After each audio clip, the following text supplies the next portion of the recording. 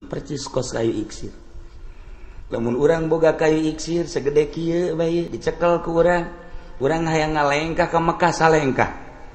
Urang lamun boga kayu iksir kuari hayang ka mana ka Banten, dia sakicep datang ka Banten.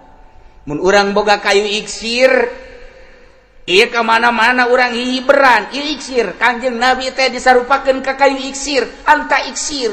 Masya Allah. Di mana bae aya urang salam di assalamualaikum ya Rasulullah. Kanjeng Nabi mah lir teu beda jeung kayu iksir, kadenge aya nu salam di belahan mana cel aya di hareupeun alaikassalam. Masya Allah, anta iksir tah kayu iksir lain lalagaan. Allahumma shalli ala sayyidina Muhammadin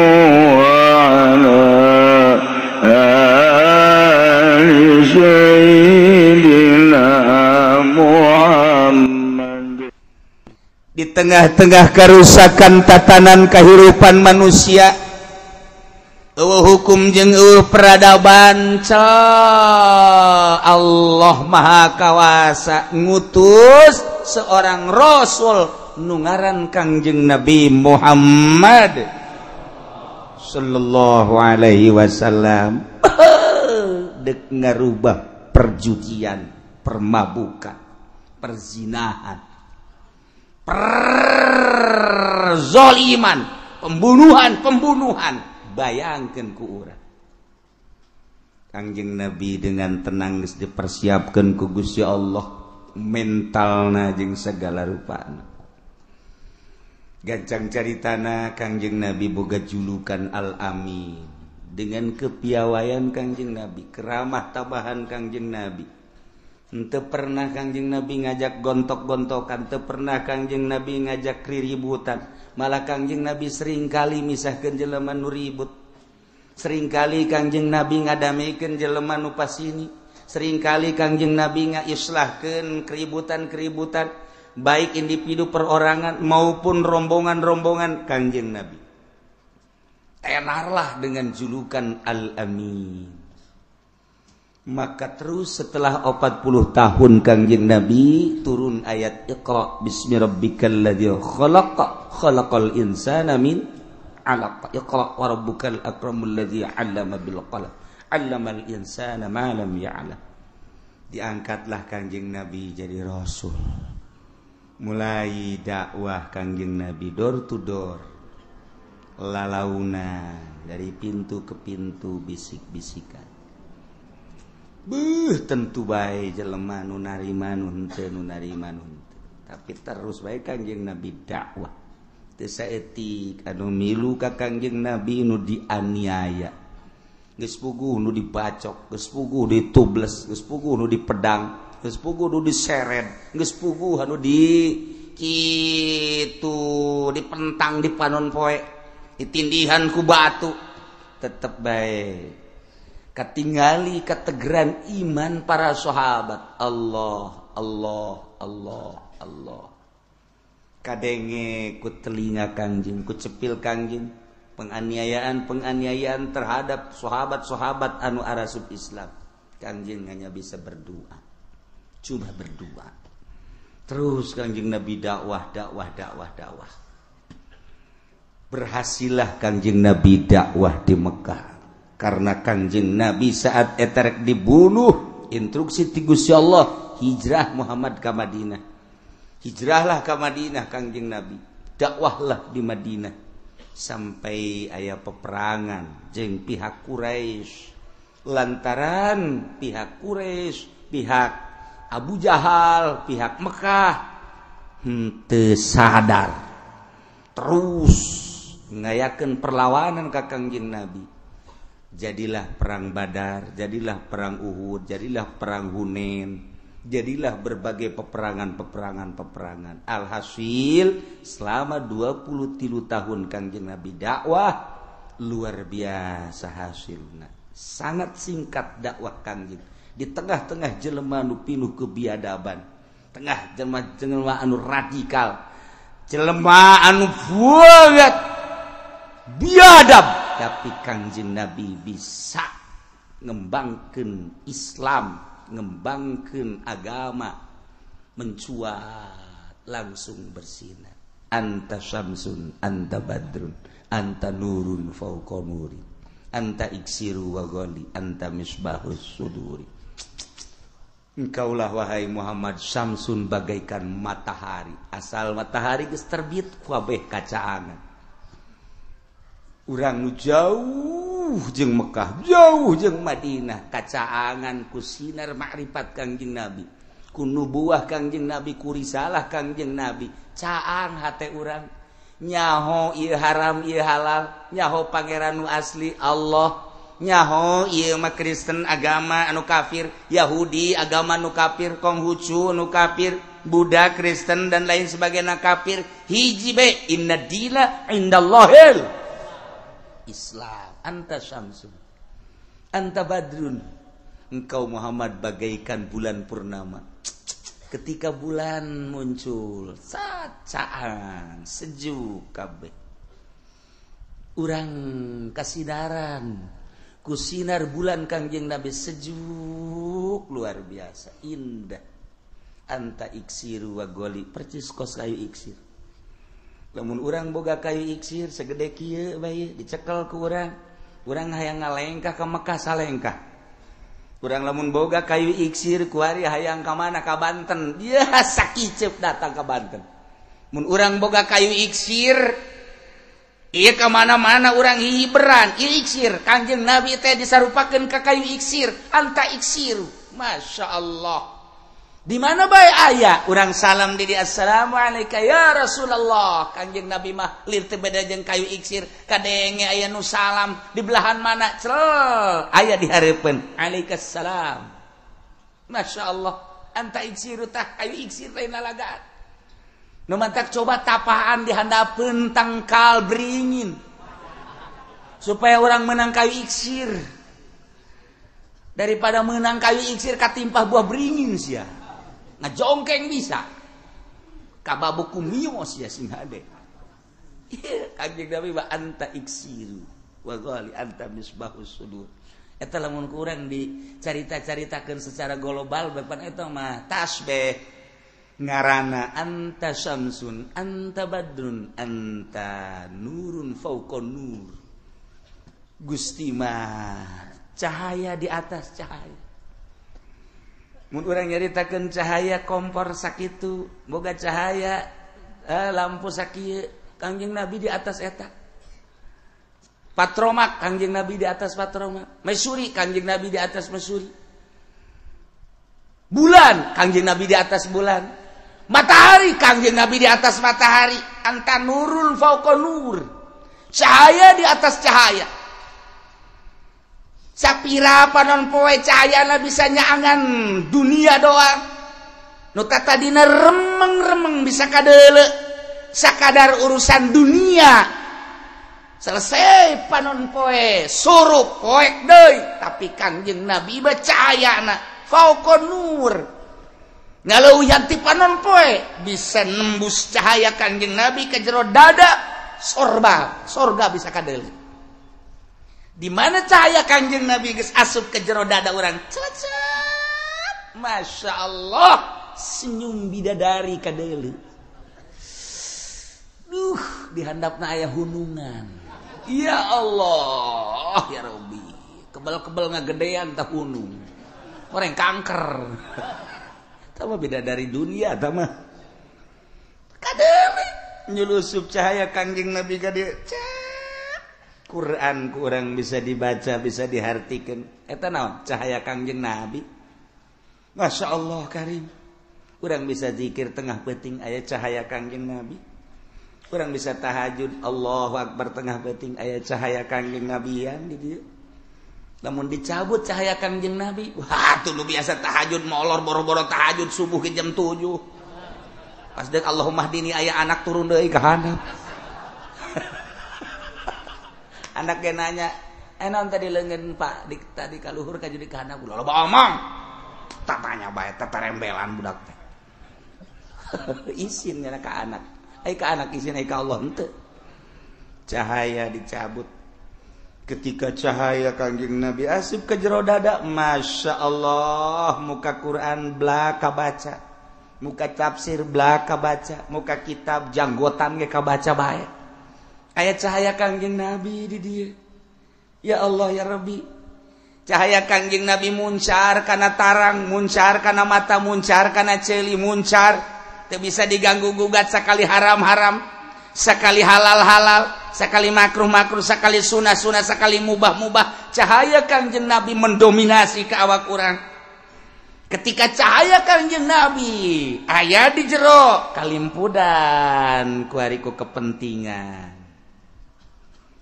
Di dieu cahayana ayangan mendem.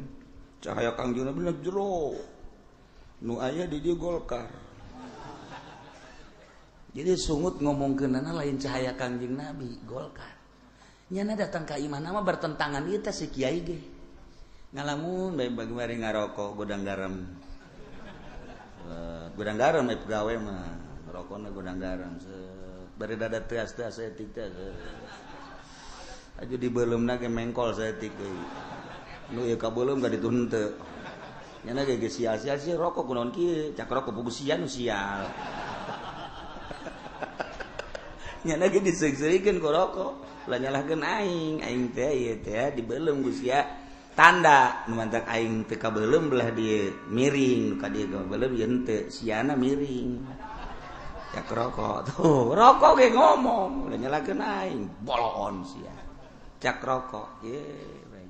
Ngalamun nyana ge heuh nya sabaraha aing ge salah ye. Ngana tuja demi mio lah. Demi bangunan lah. Demi majlis lah. Nu kos kitu diperjuangkeun cahaya Kangjeng Nabi na mendem di jero. Panu mantak bagaikan katak di dalam tempurung.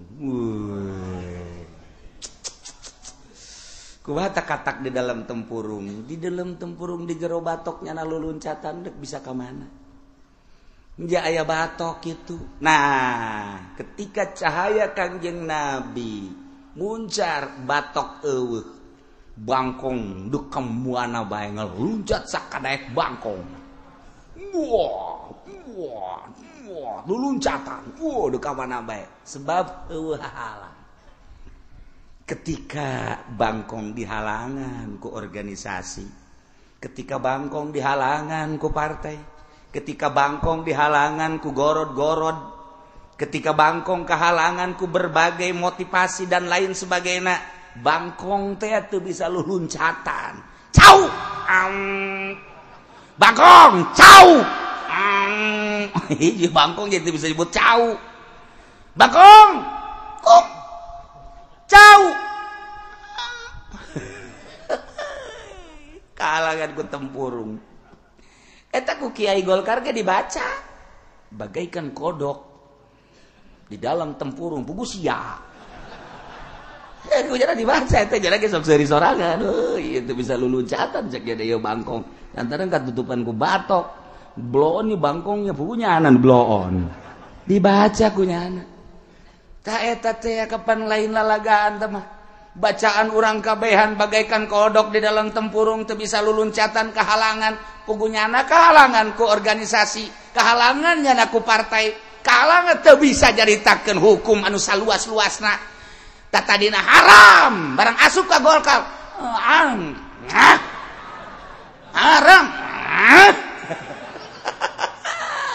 Sia. Eta tempurung ngahalangan, Masya Allah. Eta ku daek-daek teuing. Jajai kiai mah teu ngeunaheun kos kitu teh haram-haram bae eta bade dipake deuk teu halal-halal bae teu dipake deuk teu. Kunaon haju kredit jadi halal, kunaon riba jadi halal, kulantaran aya satu kepentingan. Eta kodok ancul-anculan di dinya teu bisa keluar. Maning dipencet habak tap bangkong. Kangjeng Nabi teh terus bae dakwah ngabeberes tatanan-tatanan kehidupan manusia melalui Al-Qur'anul Karim dek nyaritakeun naon aya Al-Qur'an tentang ubudiyah cukup dina Al-Qur'an, tentang muamalah cukuplah Al-Qur'an, tentang siasat tentang aya dina Al-Qur'an, berbagai-bagai tentang budaya ya dina Al-Qur'anul Karim deuk neangan naon dina Al-Qur'an Kangjeng dakwah dibere mukjizat Al-Qur'anul Karim. Alhamdulillah Masya Allah dengan waktu anu singkat nu tadina jelema nyembah ka berhala ka uza ka manat kuari mah nyembahna ka Gusti Allah Subhanahu wa taala nu tadina awewe rurundayan buu ka mana-mana bujal ka mana-mana pingping ka mana-mana turun ayat hijab jadi rarapih kuari mah rambut awewe teu kadeuleu ku lalaki bujal kitu kene dada dan lain sebagainya rapih anu tadina mah ieu anak ngalawan ka kolot bisa dilecehkeun ku anak kalantaran aya Kangjeng Nabi aya tatanan Al-Qur'anul Karim aya adab-adaban anak ka kolot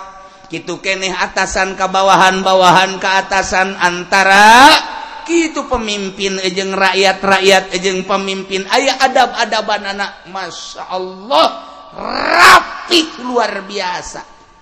Kangjeng Nabi dakwah ngabilukeun peribadahan tatadina ka patung ka batu ka makhluk wari ka Allah anu tatadina muamalah teu beres cara jual beli cara pinjam meminjam dan lain sebagainya jol Kangjeng Nabi ditata sedemikian rupa rapih luar biasa.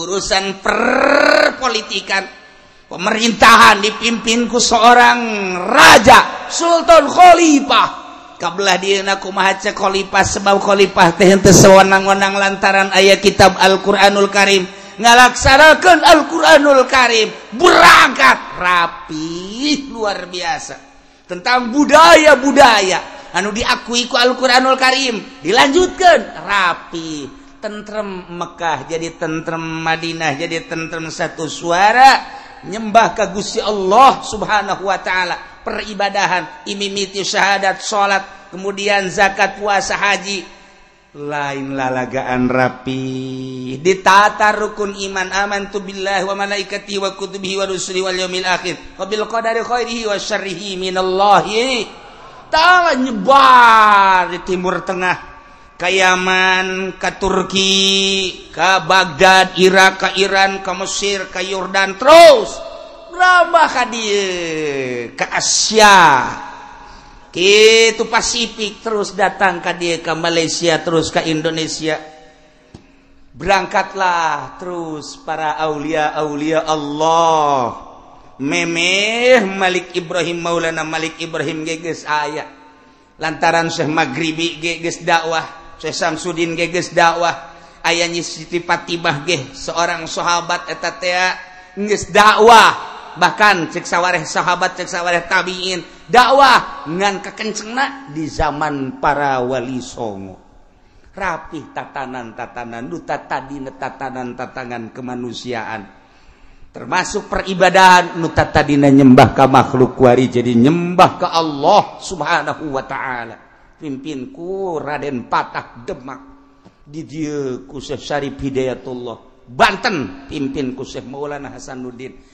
jelema ngemprai kabeh ibadah ka Gusti Allah Subhanahu wa taala indung kanu jadi anak boga dedeh anak ka indung menghormati ka bapa menghormati kitu kene aya hakul jar bapada tatangga ngabogaan hak aya hakus aya hakudin hak antara agama rapi ditata ku para wali-wali Allah Subhanahu wa ta'ala aslina ku Kangjeng Nabi Muhammad sallallahu alaihi wasallam tak karapihan eta kudu terus diperjuang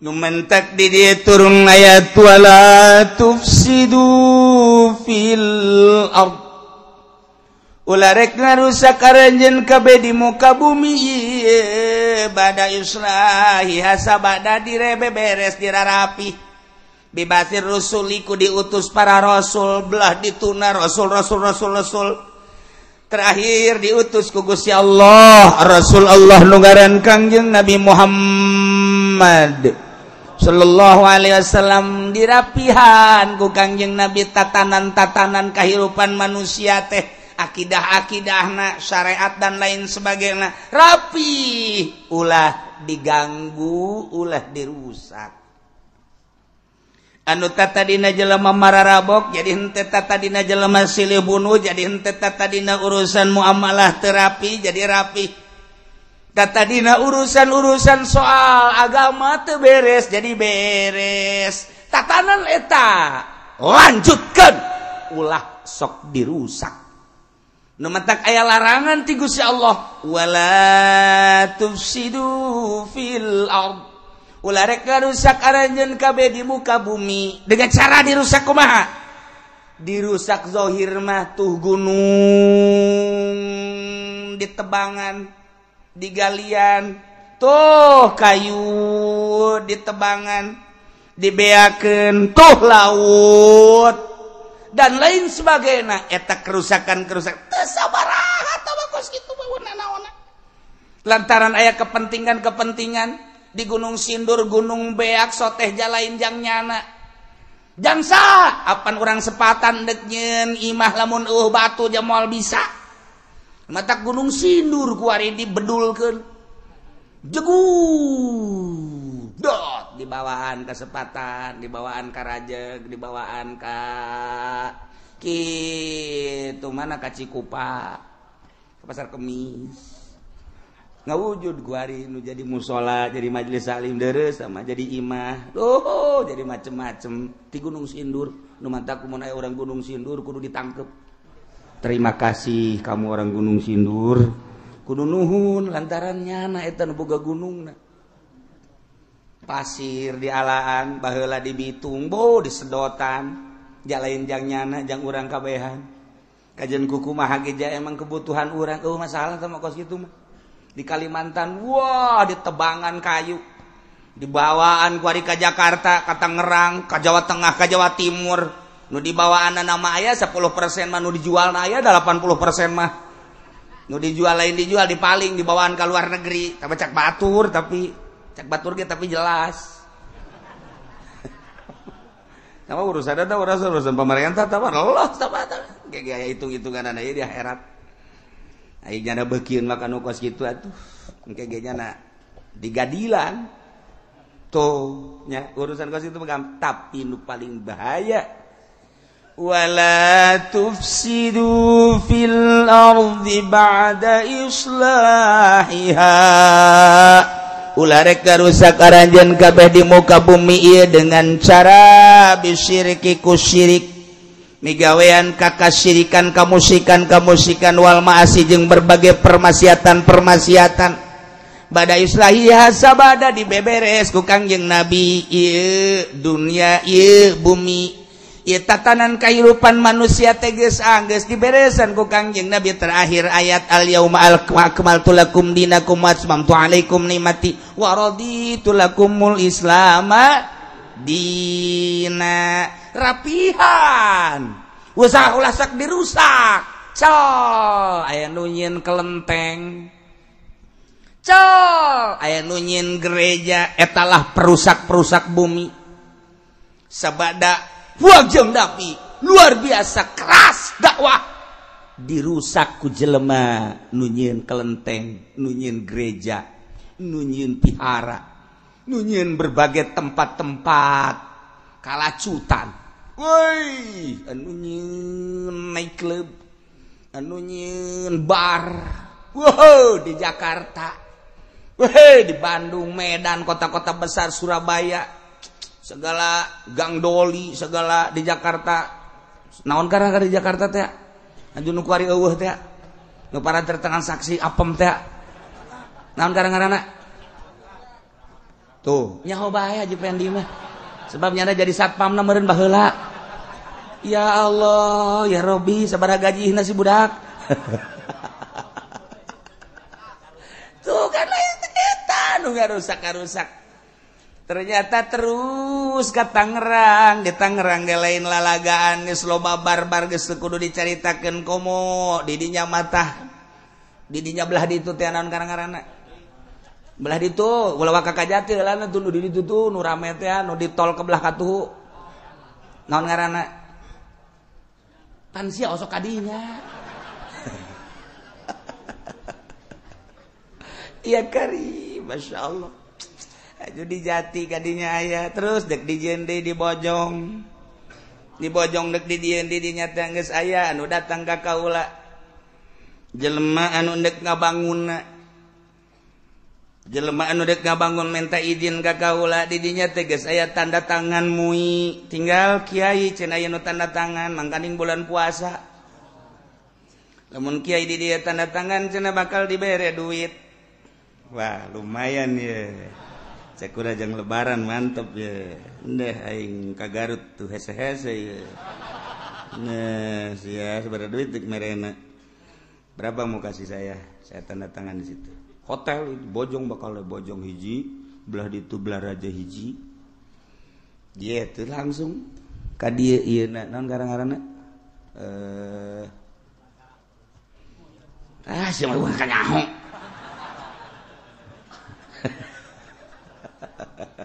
pemborongna datang ka kau langsung ngobrol jeung kula kiai kalau kiai tanda tangan ini kan sudah ada tuh suatu kukula di dulu aya nyahon mentek kula nyaraho tokoh-tokoh masyarakat anu tanda tangan teh kula nyaho kiai nu tanda tangan MUI nyaho kula mentek geus kasal kadeuleu beungeutna sia eta asal kadeuleu sia nyaho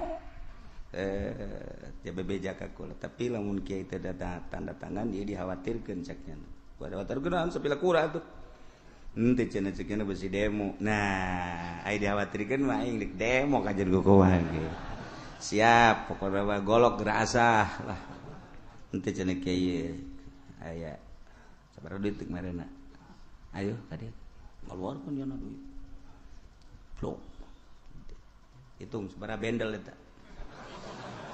hitung 1, 2, 3, 4, 5, 10 berarti kan 100 juta kukula didatang tah duit aing tah kageteun nya sebab receh can dihitung hitung ku sia teh duit aing cek nya capek aing hitung anggot gitu aing mantep tadi hitung receh aing ngagos mah kumaha bae atuh baliknya nanggeus entek awas lamun sampeikeun ka terjadi awas sekolah diancam geus gitu awas tungtung aing hirup keneh awas ya awas naon atuh dirinya deuleu tuh awas iya wala tufsidu fil ardi ditanya ku kula bapak agamanya apa saya Islam cek jana aslinya Jawa aslinya Pak kok bapak mau sih ini ngebangun-bangun iya saya kan cuma sekedar usaha Pak Kiai ini kan ada borogan sekian itu urusan kesana aja waktu saya cuma sekedar usaha ide budak kumaha ya dah sebodoh atus ya penting mah kurang wala tufsidu fil ardi ba'da islah iya sing hade pagawean syirik pagawean maksiat ulah ditimbulkan lantaran geus rapi ku Kangjeng Nabi dibangun. Setelah dirapi-rapi ku Kangjeng Nabi nitipkeun ka sahabat. Sahabat titipkeun ka tabiin nitipkeun ka asbat tabiin. Titip datang ka Wali Songo. Di Wali Songo titip datang ka kiai nu arayeuna. Yeuh Al-Qur'an titip sing hade laksanakeun. Yeuh tafsir kalam-kalam ulama di berbagai mazhab sing ada titip ya laksanakeun di negara Indonesia nu mayoritas Islam sing ada wala tufsidu fil ardi ba'da islahiha ulah rek ngarusak anjeun sabada tatanan negara geus dirapihan nu baheula ku Kangjeng kadieuna ku para wali Allah Subhanahu wa taala ulah dirusak dengan cara nimbulkeun persyirikan, nimbulkeun permaksiatan. Kade. Awas sing hade. Lamun kurang dikodok wala tufsidu latelanahi tufsidu te fi'il mudhari. Berarti di dieu teh aya nahi eta adalah sebagaimana di dieu urusanana urusan fasad. tentang pasadan ulah ditimbulkeun larangan kudu dijaga aya sabaraha tinggal kurang ditingali dina syariat agama Islam sabaraha eta anu dilarang teu meunang ditimbulkeun karusakan teh ti dieu dideuleu aya manu wal manu min idkhalil mahiyah ay mahiyatil ifsad yaktadil man'a min jami'i anwa'ihi manu di dieu penyegahan ngasupkeun mahiyah teh hakikat jati diri karusakan na ikido cek usul fikih nerapkeun yakni ngajurung kana nyegah seluruh tina karusakan. Jadi ku bahasa eta teh eueuh anu ditolelir hiji bae sugan taya wabeh rusak ulah ditimbulkeun. Rusak nu mana? Hiji ifsadin nufus ngarusak awak pembunuhan. Dua ifsadil mal ngarusak harta dicopet, digarong, digasir dan lain sebagainya. Tilu ifsadil ansab turunan dengan perzinahan. Opat ifsadil ukul akal dengan cara mabuk, dengan cara ekstasi dan lain sebagainya. 5 ifsad kitu adian agama. 5 ialah Kangjeng Nabi ngalarang dirusak. Hiji ifsadun nufus awak anu tatadina di zaman jahiliyah pembunuhan terjadi teu meunang salah saeutik dengan turuna Kangjeng Nabi diuslahkeun ku Kangjeng Nabi dirapihan ulah sok ngabunuh lantaran walil qisasi hayatu ya ulil alba boloh deui tampiling deui motong-potong deui, rusak deui. Mantak ulah ifsadin nufus sebab kabelah dituna aya qisas. Nomor kedua, ifsadul mal harta ulah diganggu gugat. Urang ngageser harta sajengkal bae bakal dikongkorongkeun ke di akhirat. Patani ngageseran ge galengan saeutik di akhirat bakal dikongkorongkeun 7 lapis bumi. Samarukan kumaha kuari bangeunah ngalegaan sameter 2 meter naon hartina komo tambah datang ka ratusan meter rasa ngeunah kuari ieu boga sawah teh 1000 meter digeser ka belah deui jadi 1500 dijual bisa bae harga sameterna 1 juta lamun sa kitu 1000 meter harga 1 juta cepet panci pede suara cepet bodoh aing ngangel kasugih teu bisa ngitung. Tuh, tambahan ku hari. Tambahan ku geseran 500 jadi 1500 kali 1 juta. Cepat. Cepat. Tetep hese. 1500 meter kali 1 juta. Berapa? 1M? Bener teh henteu sebulan. Aing bisi salah bae teh budak ngomong. Anu tadina saem jadi saem setengah kan. Di dunia mah nya bisa muyah maeh. Taruhlah meuli mobil bisa jadi meuli Lexus misalna atau meuli Fortuner misalna. Bisa meuli Kijang tambah jeung imah hahaha pae sia dikongkorongkeun ka sia. Mangkaning lain 1 meter 2 meter 7 lapis langit kali 500 meter. Jehey, emang kumaha kuari sakadar menikmati Fortuner belah dituna menikmati Lexus atau baby Ben merenyana miliaran mah atau kuari mah boga mobil anu okos eta teh anu kitu teh naon karana ta naon ngaranna mobil perang teh perang lain naon lain meuli Hammer lah nyana dan lain sebagainya ngeunah bae kuari hayo sia di akhirat sia ku Allah geus disiapkeun tadeuh dikongkorongkeun ka nyana.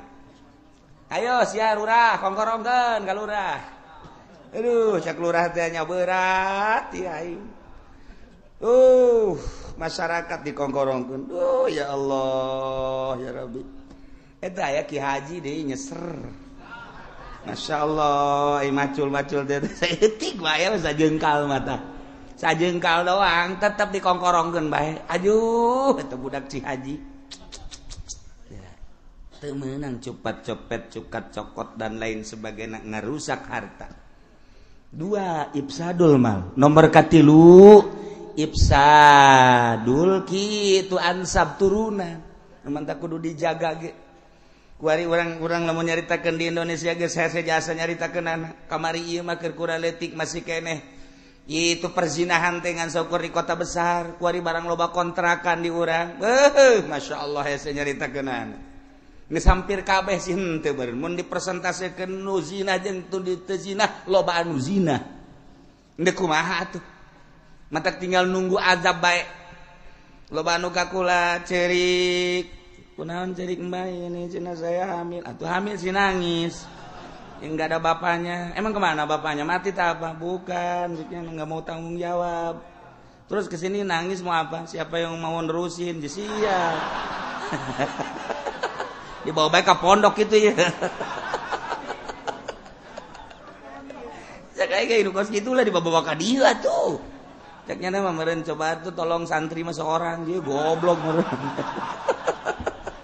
santri aing diteneruskeun burung coba eta nanaon geus teh izin ban kuari mah awewe ka imah araramil anu 5 bulan nu 6 bulan careurik nya ceknya nu tanggung jawabna undek dikumahakeun ayo kula kumaha tuh jawabna kos gitu ayo kumaha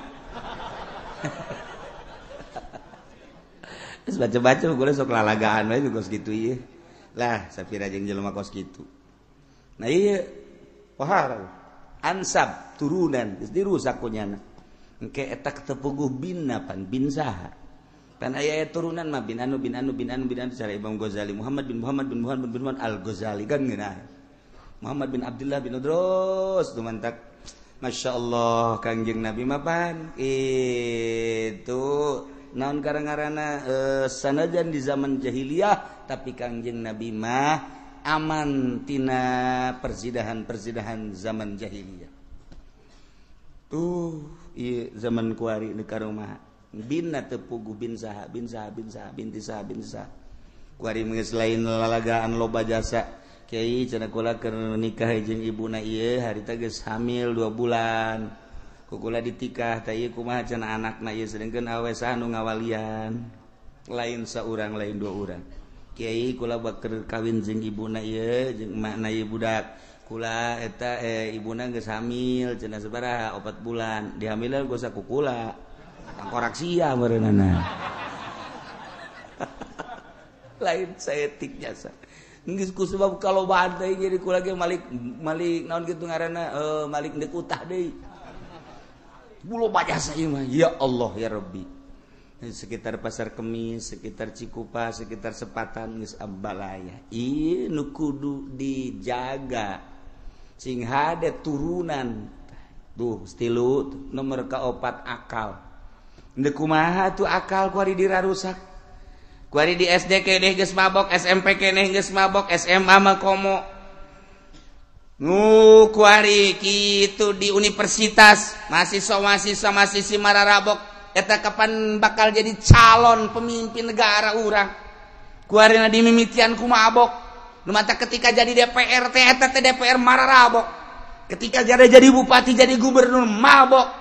Ketika jadi presiden, kokoloyongan mabok deuk kumaha. Jehehe, jakuari ngake kos kieu. Nu mantak Amerika dek rusak Indonesia sangat sulit luar biasa. Diakui kesulitan untuk merusak tatanan Indonesia teh lain lalagaan. Hasil Amerika ge. Nyada geus musyawarah deui jeung syaitonir rajim. Hese ieu dek rusak Indonesia teh hese. Ya, ternyata dengan 4F. 1 food. Makanan. Nomor kedua adalah fashion, pakaian. Nomor ketilu adalah film. Nomor keempat finansial perbankan. Opat pe eta lah nu bakal ngarusak, paksakeun.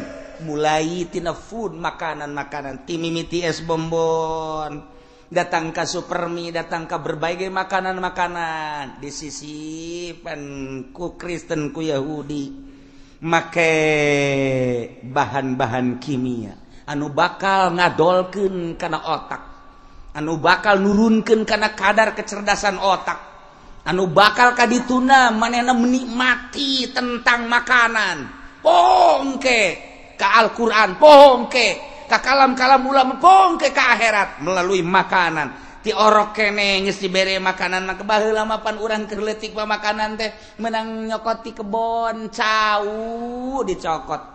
Haji cau terus dipanaskeun teh di naon ngaranna? Disepan.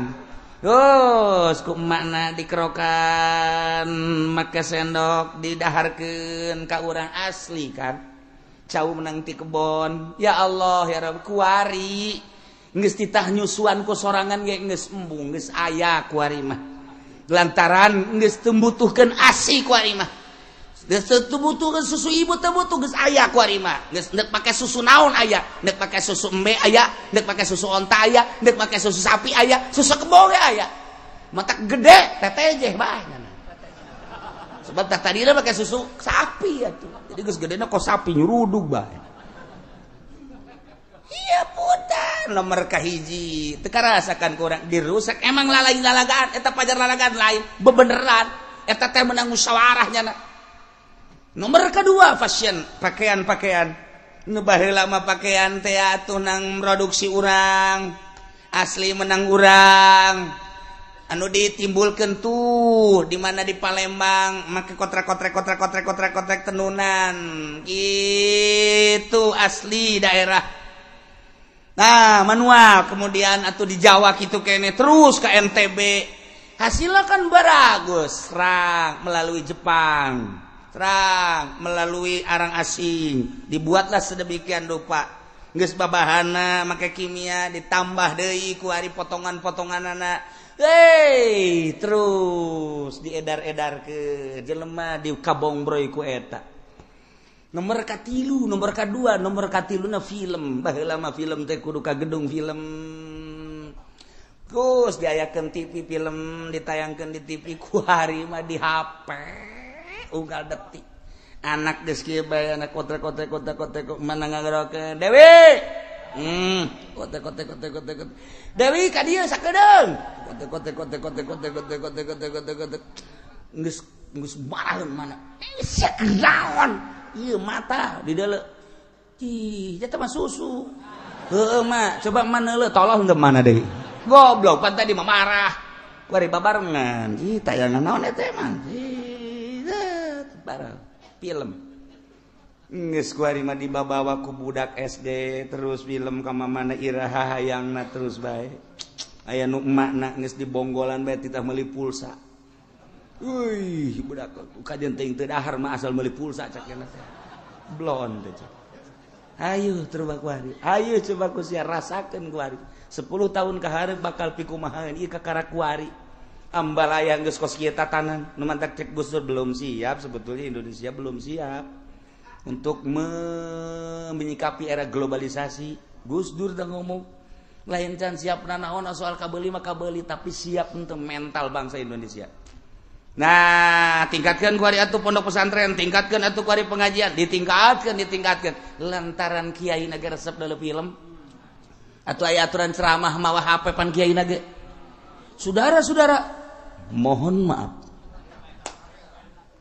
Oh iya, saudara-saudara sekalian. Oh, mohon maaf. Oh, mending digantung kiai kos gitu. Saya ngaji apa dengan HP sih gantung habak. Engke mah mun aya kipu doli keur ceramah ngahape gantung.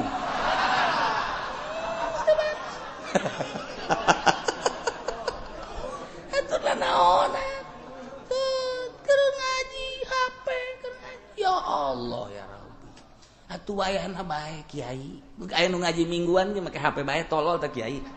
Keur ngaji ge. Oh iya. Entar sebentar lagi. Oh iya, setengah jam lagi lah. Oh iya.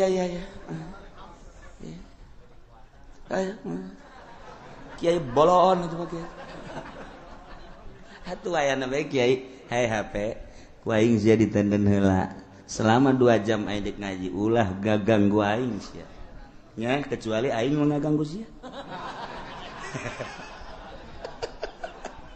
Iya geus merajalela ka kiai-kiai keur ceramah ngahape geus puguh di kantor mah atuh keur musyawarah ngahape geus kitu keur ngaji ngahape keur salat HP di dieu jangan julak-julak usah sai aja gitu.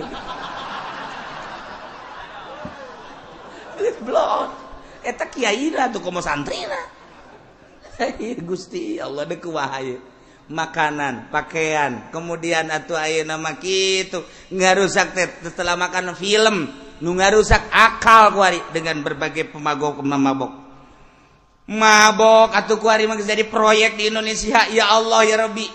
Urang ngadenge keluar ti luar negeri datang ke Indonesia, ti Palembang datang di mana jadi proyek atuh ayeuna mah. Ganja ti Aceh kirim, emang eta ganja sakumaha dikirimna ti Aceh ka dieu. Sakontainer. Emang sabaraha gitu. Beunang ku polisi di naon karang-karana di Bakahuni beunang tayang nu beunang nama 10 kilo tah nu di jero bego eta mah nu beunangna 10 kilo nu ieu mah lulus ka ditu eta mah supaya kadeuleu bae bahwa di Indonesia aya hukum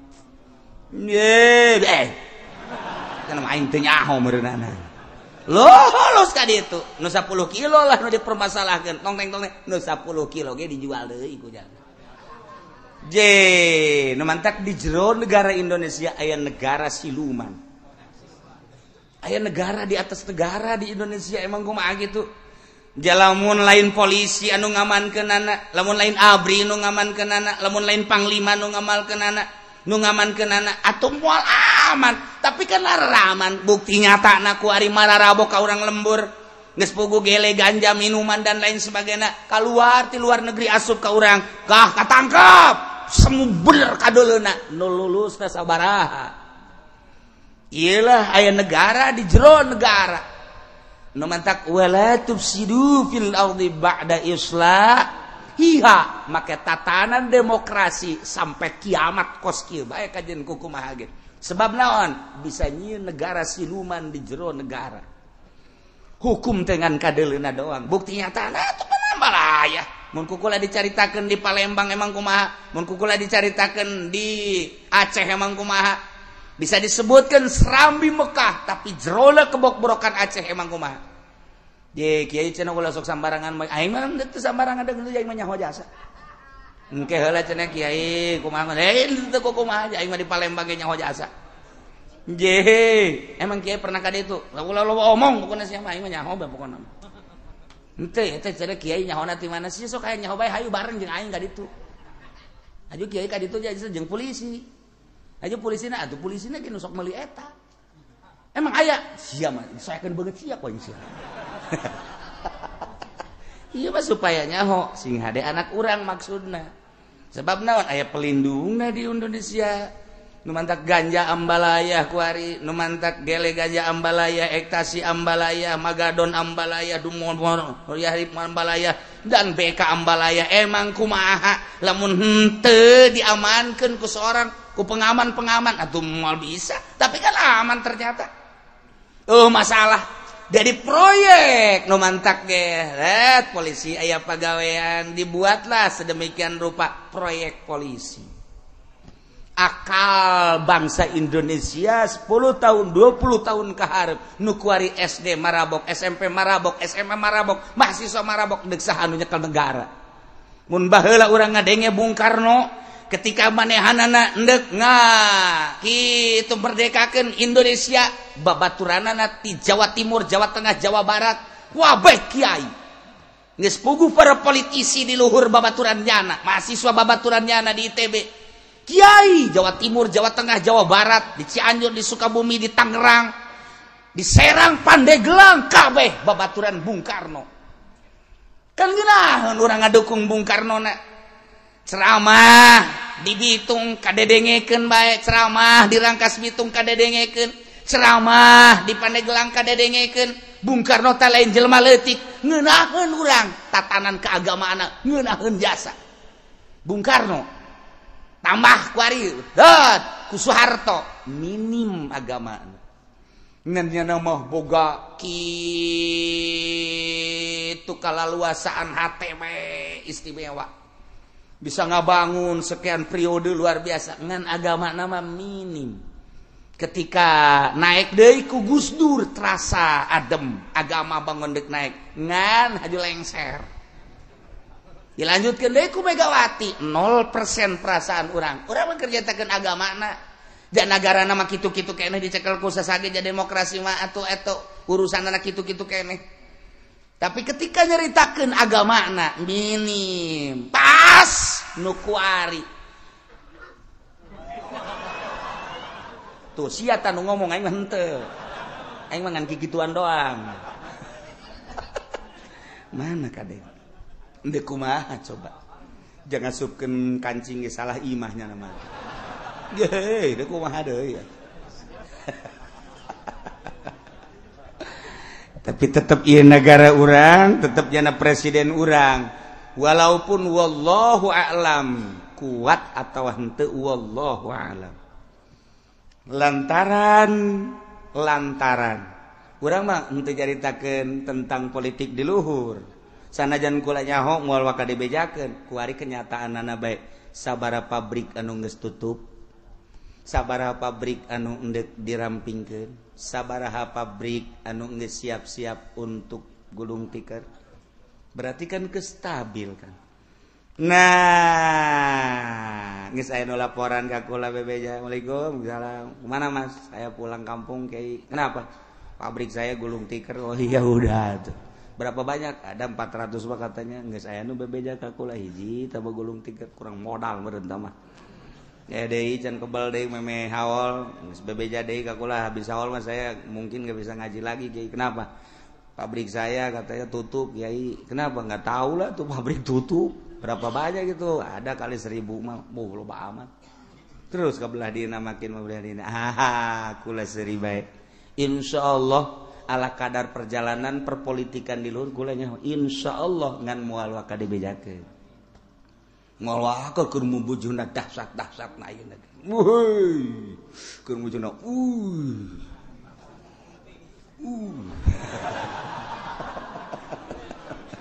wallahu a'lam. Nah, Prabowo geus dipanggil geus 3 kali pertemuan Prabowo.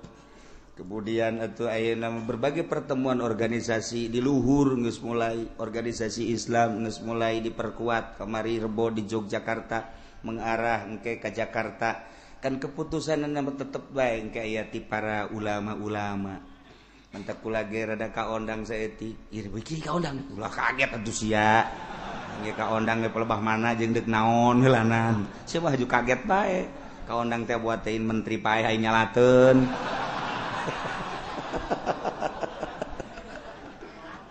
Tapi nu jelas wak seperti kos gitulah. Geus aya hawar-hawar tah. Nah, eta mah urusan demokrasi mah tugas kitu bae. Nah, ieu aya negara di jero negara siluman. Ulah dikira di Indonesia satungtung negara demokrasi kieu bae. Aju kiai hayang ngarobah, aing mah teu deuk ngarobah, nu jelas make Al-Qur'an wala tufsidu fil ardi ba'da islahiha. Nagarana deuk bentuk negara naon bae lamun sia ngalaksanakeun sesuai jeung aturan Al-Qur'an adem. Ulah rek ngarusak di muka bumi dengan persyirikan, dengan permaksiatan. Sabada tatanan bumi ieu manusiana diberesan ku Kangjeng Nabi. Ye ulah sok dirusak ieu tah 5 tadi sing hade ulah dirusak. 1 awak ulah dirusak sampai pembunuhan. 2 harta ifsadul mal. 3 ifsadul ansab turunan. 4 ifsadul ukul akal. 5 agama. Ulah dirusak agama teh beunang Kangjeng Nabi perang dahsyat Badar, Uhud dan lain sebagainya. Urang tinggal neruskeun. Karena loba loyalitas di Indonesia teh muncul lah sampai agama-agama nu aya di Indonesia lalu asa non muslim minoritas tapi nyana bisa tolak cangkeng. Mayoritas Islam tapi seakan urang namu di negara urang sorangan. Kunaon eta? Ku sebab leluhur urangna nu nyekel negarana ti mimiti lurahna datang ka camatna bupatina gubernurna terus sampai ka luhurna henteu boga agama anu kuat sehingga agama teh dianggap mainan ku nyana pek bae neuk kitu mah kula sakadar nyaritakeun seperti kos kitulah di Indonesia da buktina ketika urang boga masalah tentang agama minta urang perlindungan nu ngalindungi berarti kan kesulitan di orang mayoritas Islam tapi orang jadi tamu di negara orang ngan keur carita mangga bae deuk kos kitu mah pek bae ngan sia ge bakal pae presiden bakal pae gubernur modar bupati koit camat mah pararae ieu ge caritakeun emang kiai moal pae aja aing pae sarua ngan aing mah pae teh geus siap jasa aja aing mah. Emang siap gitu? Atuh siap aing mah. Salat osok, puasa terus, baca Quran sekali-sekali osok. Je, atuh aing mah siap. Ketika kapanggih jeung malakal maut, "Pae, ya pae lah." Ya, cek malakal maut emang siap teh? Siap. Emang kunaon? Atuh geus rindu ka Gusti Allah. Boy, mantep biasa. Sebab naon? Ya atuh aya pertanggungjawabanana, pikihna, akidahna dan lain sebagainya. Da kumaha aja emang sapopoe ku urang diaji. Ketika pae atuh tinggal nyanggakeun ka Gusti Allah Gusti jatita salat geus puasa geus kaji geus eta cenah kurang husu atuh husu namlah Gusti ampura bae kurang husu sautak saeutik mah tuh tah nyana pan korupsi aya di nyana ayo ngabangun gereja aya di nyana tanda tanganna ayo deuk bahas itu kazaliman aya di nyana ayo sia gara menghadap Allah mun teh digencet sia jadi aing mah henteu kumaha negara aja lain negara sia negara urang kabehan turun temurun haju sia zalim rasakeun sanggeus modal sia sakitu doang aing mah jeuh cek di dieu lagi wala tufsidu fil ardi ba'da islahiha ulah rek karusak karanjeun kabeh di muka bumi dengan berbagai persyirikan jeung permaksiatan nu matak sekuat tenaga urang larang ketika aya persyirikan jeung permaksiatan wayahna di lingkungan lembur urang teh urang papada peduli ketika aya nu mabok wayahna tepak ketika aya nu judi wayahna tepak ketika aya anu nanggap orkes wayahna urang datangan deuleu lamun biduana rada bagus atuh terus antepkeun ku urang lamun biduana nya hideungnya jore nya sorana jore maning turunkeun acenah kitu amat nu bagus tu jore eta adalah permaksiatan mun bisa ku urang rada dinasehatan ieu geus rapi meunang Kangjeng Nabi ba'da islahi wad'u khaufan wa tama'a waduh jeung ente ngadua ranjeun nyebut ka Gusti Allah ka pangeran doa ka Gusti Allah di samping tadi dua syarat tadarru wa khufyah ditambah deui khaufa wa tama'a nomor kahiji kudu aya sieun ka Gusti Allah tina siksa Allah nu ngabangkitkeun semangat urang ibadah lantaran aya neraka timbul ti sanubari urang mun aing teu salat asana ka neraka jadi motivasi neraka mulailah urang ngadoa ka Gusti jauhkeun abdi tina neraka Allahumma ajirni minan nar ya Allah ajirni minan nar eta motivasi ka khaufan sieun tina siksa Allah lantaran karasa kurang kapetelan ku seuneu rokok bae ge mane jajal pengan komo meureunanan seuneu itu khaufan sieun ka siksa Allah jadi pembangkit semangat ibadah ka Gusti Allah makin mantap orang coba ingin ngaji asieun ka neraka khaufan watuma jeung aya harepan deui nu salat bakal dibere senyum ge bidadari kajeun teu numpakan ge asal dibere senyum bae cukup ku senyum doang ge kadang urang numpakan bidadari ku senyum da ge we cak aja pengen sejuk hatiku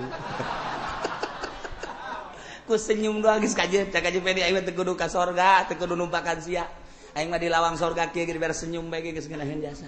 Geus ninggiuhan di tangkal kayu bae di dieu geus. Hareupeun sorga aya tangkal kayu asal liwat senyum bidadari asal liwat senyum bidadari. Geus cukup aing mah geus kos kitu bae. Geus sekudu sare jeung sia aing mah senyum bae pan urang mun neuleuh awewe geulis ku senyumna aduh masyaallah. Matahari yang terik ketika aku melihat senyummu teduh rasanya. Waduh. Tuh caknya ada gombal cenah. Ya Allah, ya Rabbi atuh komo bidadari. Gas, bidadari geus teu kudu kumaha asal liwat senyum geus cukup. Engke ge nyana ge rinduan ieu ka urang. Cek bidadari Gusti ieu eta saha? Abdi asal liwat jana senyum, kula senyum asal liwat jana senyum. Kumaha mun kula diajak kan kitu pagi. Nah, urang aing ngajak mah gengsi. Di surga ge tetep aya gengsi kan. Tapi lamun diajak aku nyana sini. Cek bidadari aku dipersediakan oleh Allah untukmu. Silahkan nikmati tubuhku. Waduh.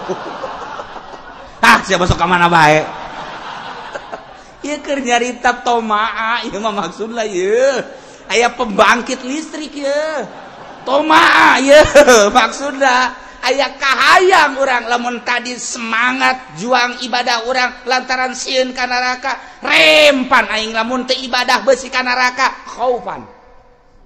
Kuari tomaan min rahmati. Deuh, lamun aing teu ibadah atuh moal meunang aing tuh surga jeung bidadarina. Ku aing kuari mah deuk ibadah ka Gusti Allah dengan harapan hayang bidadari di surga Allah. Tuh kan jadi semangat urang. Nu mantap kudu saimbang khaufan jeung tomaan teh. Cek bahasa dina tasawuf mah antara khauf jeung roja lir teu beda jeung manuk jangjangan. Jangjang manuk nu aya di manuk ketika stabil dua jangjang nyana bisa hiberan ka mana bae. Kitu kene urang di jero hate urang aya khauf jeung roja, yakni toma seimbang antara khauf jeung roja jeung toma. Urang bisa ibadah dengan mantap ka Gusti Allah. Salat Allahu Akbar di jero hate urang aya khauf jeung aya toma. Ketika ditanya, kunaon zaman salat nu mantap salat? Sieun ka neraka. Kunaon sieun mantap salat bae? Hayang ka sorga, sieun ka neraka, jeung hayang ka sorga. Sarua 50%. Etalah ibadah anu handap, ibadah nu teka. Ibadah jelema bersyariat mah kos kitu bae. Mun ditanya ieu papais aya naonan? Oh, ieu mah aya cauan. Oh, cau. Oh, sadegeun urang hobi ka cau di dahar ku urang. Sia kunaon teu ngadar papais bunga ieu mah teu resep ka cau. Emang bener? Unti tah aya. Ieu make unti tah. Oh ieu unti nyana ngadahar unti. Sia teu ngadahar emang udah aing mah caun teu unti teu. Emang resep kana naon? Aing mah resep teh ka jerona lamun aya ieu anta naon ngaranna anu amis teh susu mun aya susuan jerona. Ieu aya teh susuan. Roti mie mah di dahar gunyana. Disesuaikeun jeung kahayang-kahayang eta kan ngaranna orok nu kos kitu mah. Orok nu kos itu makanan-makanan teh ya. Lain maksud seubeuh tapi maksudna hayang aya nu dipake karesep jerona makanan nah eta jelema-jelema nu kos itu ibadah kos kitu teh ya. Ieu dikhawatirkeun tetep ka sorgana nu kos kitu mah sebab boga kahayang ka makhluk lain ka Allah. Taekeun ku urang lantaran urang geus salat bae umur geus kolot kamari mah salat teh urang teh sieun ka neraka hayang ka sorga sieun ka neraka hayang ka sorga tingkatkeun ku ari mah aya urusan sorga jeung neraka mah jatah mah urusan Allah mending ka Allah na nu nyieun sorga jeung neraka. Adapun deuk di ka sorgakeun deuk di ka nerakakeun kumaha nu nyieunna bae abdi mah hayang ka nu nyieunna bae. Ieu mah ngomong takos kitu ngomong mah babari pelaksana mah pan hese. Atuh hese pelaksana mah ngan ngomong doang. Atuh unggal pidato ge bisa ngomong makos gitu tapi pelaksanaanana coba di jero hate urang rek teu hayang ka sorga teu embung ka neraka teu embung ka neraka teu hayang ka sorga hiji Allah tah eta teh lamun boga kos kitu tah urang tekad di jero hate wali ngaranna sia ibadah bae mun hayang teu naon bohong henteu deh bohong sayang ka sorganya henteu sapira sorga itulah makhluk-makhluk kayana dadamelan Allah sia sieun ka neraka mimbung sia dek dibeulem atuh masalah mah dibeulem nya kudu bogana ieu acan dibeulem diasur-asur atuh los bener sia masuk aju kos kitu sia daek itu lamun ku Allah dikanarakakeun atuh maknya Allah ngararakakeun mulai tah geus rada turun maknya geus rada turun tah rada sieun nya ge sarua maknya Allah tega ka aing ngararakakeun je atuh sapira sia ulah-ulah sia wali ge wah dikanarakakeun maka neraka tuh sapira sia bawa lain kiai lain sapira tukang toge heuh nya aduh sia surat bae bukan nerakanya gitulah kira-kira turun berarti kan aing asli mah lain kitu sia kudu dia ibadah bae ka Allah aing mah ka Allah sia yang ka surga nya teu moh meureunana sia ombung ka neraka henteu nu bener sia ieu bener aing mah kajian kuku mah ka Allah bae lah sia mah kajian kuku ge bohong ih aing mah kieu aing hayang ka surga aja aing mah teu pantes di ka surgakeun sapira aing di ka nerakakeun atuh meureunana pantes ba pantes bae ngan sabenerna mah aing nyeri ka neraka mah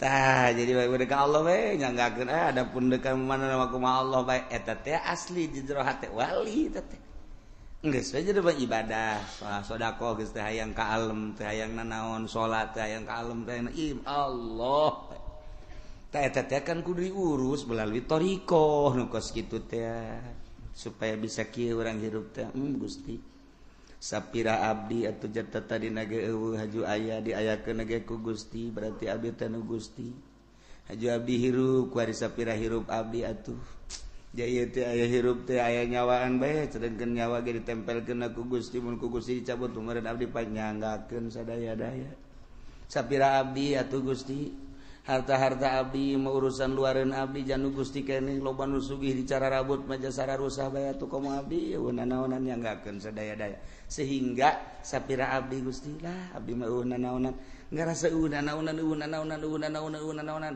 terus makin hari makin eueuh-naonan rasaan diri makin eueuh-naonan Gusti sapira abdi jawayah paeh mah paeh bae dek diabdikeun diri abdi ka Gusti cak Gusti salat cak Gusti puasa cak Gusti haji cak Gusti perang abdi dek disiapkeun demi ngaladen ka Gusti sapira hirup abdi atuh Gusti jan teu perang ge wayah paeh mah paeh bae geus bae ku eueuh nilean eueuh hargaan eueuh kaluhuran diri abdi perasaan ku handap-handapna abdi dek ngabdi ka Gusti jam sabaraha titah Gusti abdi siap ngalaksanakeun andai kada kudu perang bae di medan laga kudu kahook diri abdi nyawa tarohanana nyanggakeun Gusti abdi mah hayang ka Gusti wungkul pan eta ngeunaheun jasa talamun geus kos kitu hudang tengah peuting Gusti abdi dihudangkeun ge ku Gusti haju tiris ge nang Gusti abdi deuk garingkuk deui nang Gusti dia tolol beureun sia mah cenah deuk ngabdikeun eleh ku tiris dicoba urang hudang peuting ku tiris dicoba hudang peuting ku panas dicoba urang teh ku sehat dicoba urang ku gering hayo sia lamun deuk ngabdikeun diri sia ka aing ngarasa diri sia eueuh nilai ngarasa diri sia eueuh pangkat coba ku aing deuk dicoba sia hayo kaingkeun coba urang keur sehat na Allahu akbar dibere sales basa etik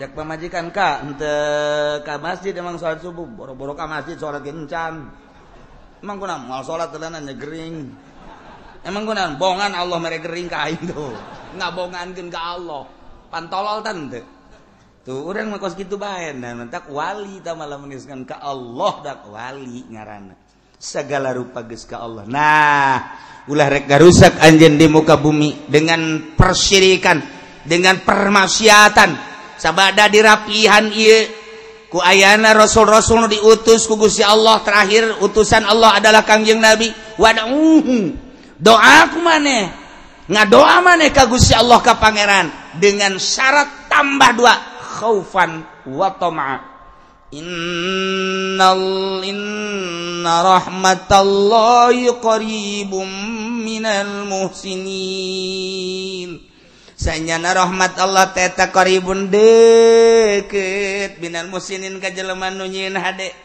urang kuari teh ngaji urang kuari ibadah nyieun kahadean tinggal ngalengkah doang ka rahmat Allah keur carita rahmat Allah anu hakiki ira Gusti atuh tinggal sakeun mana geus kadele ku waliullah mah rahmat Allah teh dibentukeun sorga ku Gusti Allah teh ngan teu hayangkeun ka sorga hayang ka Gustina bae. Rahmat Allah teh qaribum minal musinin. Ka jelema nyunin hade. Jelema nu ibadah ka Gusti Allah maka rahmat Allah teh deket. Rahmat Allah teh kanikmatan Allah. Deket teh iraha kahalangan ku paeh doang. Ketika paeh tek nya ngalengkah ka rahmat Allah. Masyaallah. Ieu urang kuari ngaji, terus salat, terus puasa, terus zakat. Aya fakir miskin bere, aya yatim piatu bere, anak pernahkeun ku urang ibadah tentrem ka Gusti Allah, eta ngaranna urang muhsinin nyin hade. Eta teh deukeut ka rahmat Allah. Nu ngahalangan antara urang jeung rahmat naon? Hirup. Ketika hirup urang dicabut paeh ngaranna urang ngalengkah trek ka rahmat Allah. Di dunia mah carerik, pamajikan cerik, anak cerik, murid cerik, kabeh tatangga carerik, kabeh nyeng cerikan kadedeh kanyah jeung sajaban nyana nu dicencerikan keur seserian di rahmat Allah. Masya Allah, qaribum minal muhsinin. Deukeut ngan kahalangan ku paeh doang. Paeh trek nya ngalengkah ka dinya. Ya Allah ya Rabbi. Nu mantak lamun jelema nu luhur jasa mah akidahna, imanna ketika dititah perang teh siap. Naon sebabna? Paeh trek ka rahmat Allah. Paeh trek ka rahmat Allah.